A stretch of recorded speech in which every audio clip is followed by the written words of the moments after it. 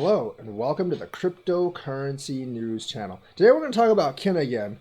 There's some news coming up for Ken and why it's actually worth dumping a little bit of money into Ken. Not a lot of your portfolio, honestly. It's too risky, I think, of a project to dump too much. But there is actually some news coming out on May 8th. I don't really know well, I do know the nature of the news. It's going to be something with the Ken lawsuit. I don't know if it's going to be good or bad, but because of recent happenings around Ken and the lawsuit, I do believe it's worth risking a little bit. Now, the thing is, Ken is a very high risk, high reward coin. It can easily go, not easily, but it can go 100x or it could dump to zero. The thing is, it's so cheap right now that you can buy, you really can buy 10 million coins, 20 million coins for about $100. If you can actually buy on several exchanges, we're going to talk about those exchanges later for Ken. But you can actually buy, millions and millions of coins for just a couple of bucks. So for an average working American, $100 is not a lot of money, and you can actually afford to lose $100, which is why it actually might be worth it to pick up 20, 30 million Ken, because, like if you lose, oh well, you lost a couple of dinners basically. It's not going to put you in the poorhouse. If you win, you could get $10,000, $20,000, which could actually, be a nice chunk of change, maybe buy you that new car. I wouldn't really be depend on becoming a Ken millionaire because you would have to actually stuff a fair amount of money into Ken, and I think it's too much of a risk for most, modest people of modest means. If you're a millionaire and you want to buy $10,000 worth of Ken, fine, you can afford to lose that much. But most people can't afford to just randomly lose $10,000. Most Americans, anyways. The average savings for Americans is less than $10,000. So definitely don't put your savings into this thing.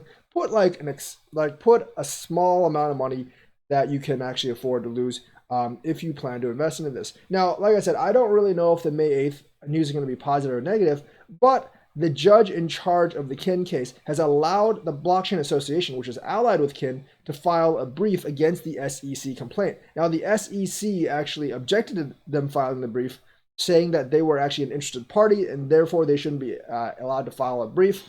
But the judge said, nah, that doesn't make any sense. I mean, like parties and companies file briefs all the time, so we're going to allow them to actually file the brief. So that was a very, very big positive marker for Ken. So the judge in the case is not partial towards the SEC.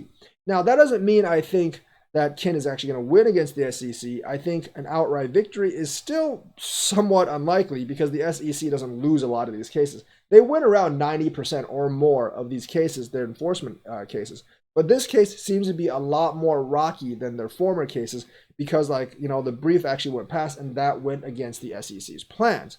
So the thing is, is it worth it to you for maybe a 20 to 1, 100 to 1 shot even for Ken? Because Ken right now is roughly about, I would say, 200x lower than its actually all-time high.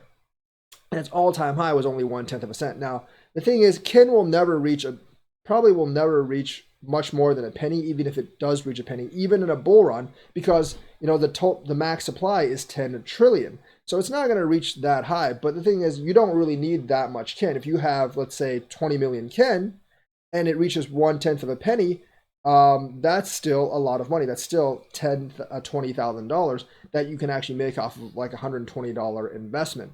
So that's what Ken is right now. If it's worth to you to take like 100 to 1 or 100 to 1 or 20 or somewhere between a 20 to 1 or 100 to 1 gamble on how this SEC lawsuit comes out, then you might want to think about putting maybe $100 in the Ken, maybe $200, but basically no more than that, unless you're one of those true Ken believers, which I actually am not, so I'm not going to do that. And I don't think you should be too. I mean, you could read up on the project. They did sell their messaging app Kick, but they do have a plethora of apps that actually use Ken right now. It is one of the most used blockchains on block activity. Now, it doesn't move much money because when it takes like 10,000 Kens just to make $1 or 100,000 Kens just to make $1 or something, you're not going to be able to move too much money through your coin. It's a token, a mass-produced token that's made for everyone to be used, but it can reach 1/10 of a cent. That's over 100x what it actually is right now. So I think it's actually a couple of people on my chat have actually said, yeah, you know what, it's worth the risk. I understand that I can lose, $100, $200. Someone on my chat actually bought like thousands of dollars worth of Kin. That's definitely not something I would do unless I'm rich and I can just afford to lose thousands of dollars on a whim, which, I'm not that rich. I can't do that, but I can afford to lose 100, 200. I know it's a very, very risky investment, but it could pay off fairly well. And the lawsuit with the Blockchain Association and Kin against the SEC could actually come out very much in their favor if they outright win the suit, which is somewhat unlikely, or if they end up deciding to settle like EOS and pay a fine. So that's what I really think of Kin. Now, where can you actually buy Kin? There's a couple of places. Uniswap, you can get Kin, but there's a thing with Uniswap. Uniswap is only for ERC20 coins. I think they actually sell the ERC20 version of Kin. Now, Kin actually went on its own blockchain last year, so the ERC20 version is actually not the version of Kin you want. So even though Uniswap has it, I honestly would not buy it on Uniswap right now because I don't think that's the right version of Kin. So where else can you buy it? There's FatBTC, which I don't use. CoinTiger, which several people have used. A couple of people have actually reported trouble. Like CC on my forums, he's actually used CoinTiger a lot. And he said there was problems a few weeks back, but there's no problems right now.